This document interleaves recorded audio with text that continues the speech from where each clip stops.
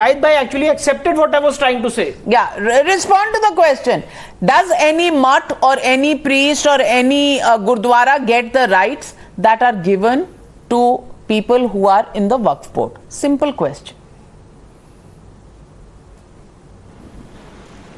Simple answer is that our work properties have, in this manner, by way of passing this act, have literally been acquired by the government, have literally been taken over by the government. The control has been taken over by the government. We have been asking the government, please free our lands to us, please give the charge to us, and pass a similar act which has been passed in the matters of our Sikh brothers.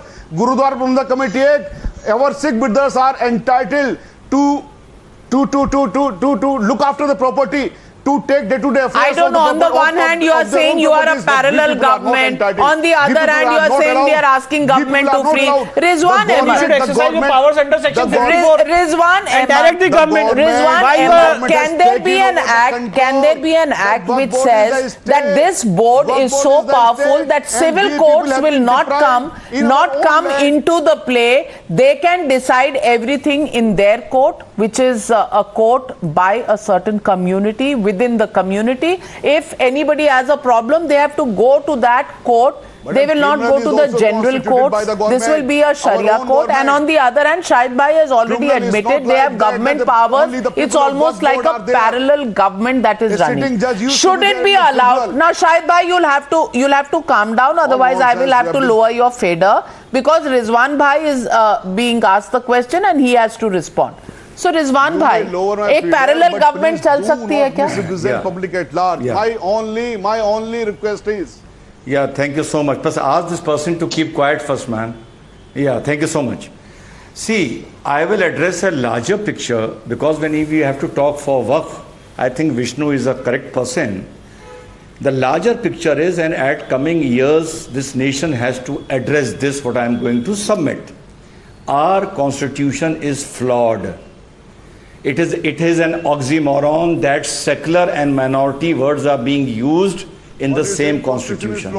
So we have to address this problem at the core. Brickring won't give us anything. In the coming years, we have to address, if the country is secular, there cannot be any special privilege for any minority, be it Muslim, Sikh, anybody. Number one. Number two, 70 years we had a flawed minority policy. Flawed means Muslims here. And I am very sorry to say, I support and I agree to the policies of this government vis-a-vis China, Pakistan, terror. But as far as Muslims go and Muslim appeasement go, the present government also is not able to give a jerk, which I was expecting in 2014, which they will give. That is a fact. Number two. Number three. Now you are talking about the Waqf board. You know what happened at Karnataka at Hubli?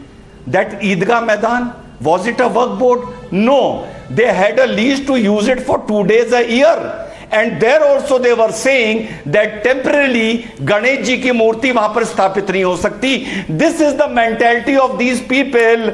The mentality of these people is to replace, and the entire constitution should have been to protect the minorities, but unfortunately the constitution makes the minority aggressive. That is the biggest flaw in our constitution. We have to do away with the Waqf board. No if, no but, no dilution, no amendment, nothing. Muslims, this country cannot be secular till Muslims need or demand special privileges. The day they stop asking for special privileges, that day this country will be secular, and we have to cut this nonsense at the root.